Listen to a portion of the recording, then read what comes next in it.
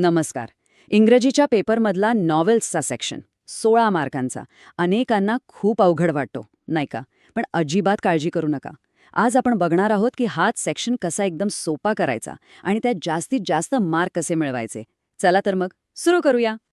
हो ना, खरंय. खूप जणांना हा भाग बघूनच भीती वाटते.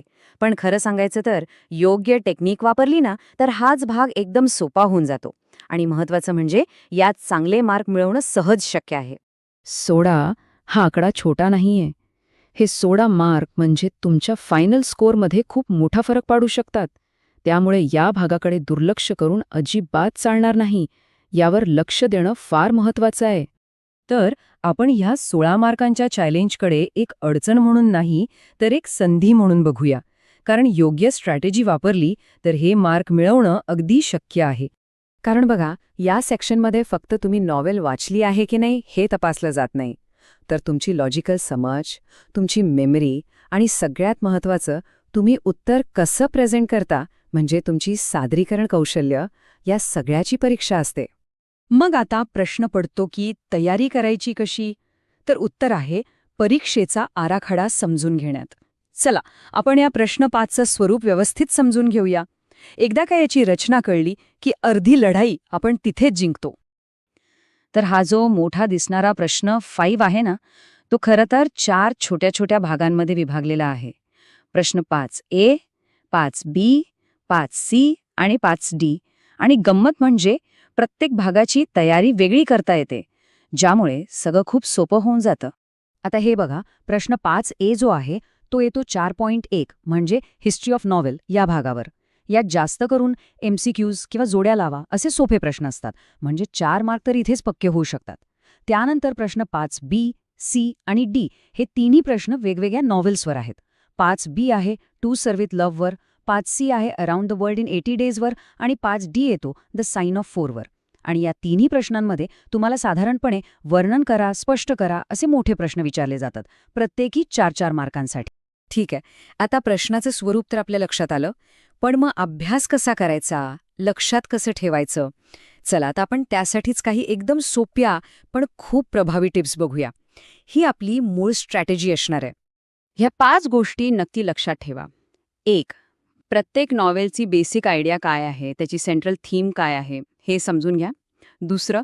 पूर्ण कथा, तिचा प्लॉट तुम्हाला माहीत पाहिजे. 3. प्रत्येक कॅरेक्टर, मग ते मुख्य असो किंवा लहान, त्याबद्दल माहिती काढा. 4. नॉवेलची समरी नीट समजून घ्या आणि लक्षात ठेवा. आणि 5. काही महत्त्वाचे हमखास विचारले जाणारे प्रश्न आहेत, त्यांची उत्तरं पाठच करून टाका. आणि एक गोष्ट लक्षात घ्या, तुम्हाला सगळं काही 100% माहीतच पाहिजे असं नाहीये.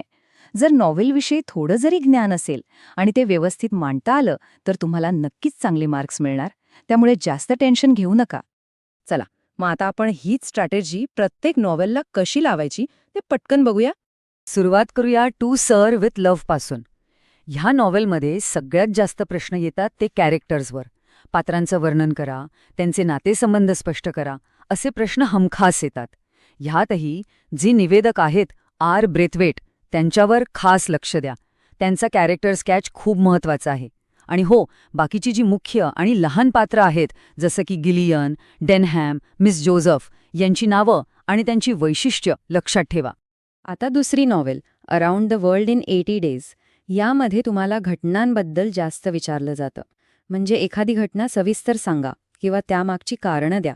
त्यामुळे फिलियस फॉग, पासे पारतूत, औदा आणि डिटेक्टिव्ह फिक्स या मुख्य पात्रांचा जो प्रवास आहे त्यावर नीट लक्ष केंद्रित करा.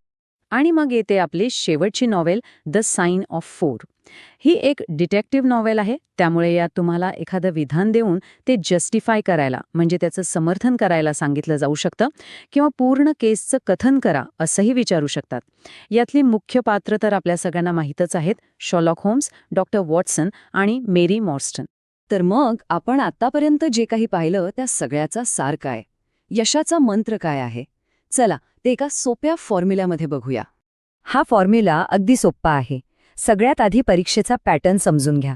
मग आपण पाहिलेल्या स्मार्ट स्टडी टिप्स वापरा. आणि सगळ्यात महत्त्वाचं, प्रत्येक नॉव्हेलच्या पात्रांवर म्हणजे कॅरेक्टर्सवर फोकस करा. एवढं केलं ना की 16 पैकी 12 पेक्षा जास्त मार्क मिळण्याची गॅरंटी आहे. तर मग आता काय वाटतंय? हे 16 मार्क मिळवणं सोपं वाटतंय की नाही? बघा, योग्य प्लॅनिंग आणि थोडासा आत्मविश्वास असेल तर यश नक्कीच मिळेल. त्यामुळे तयारीला लागा.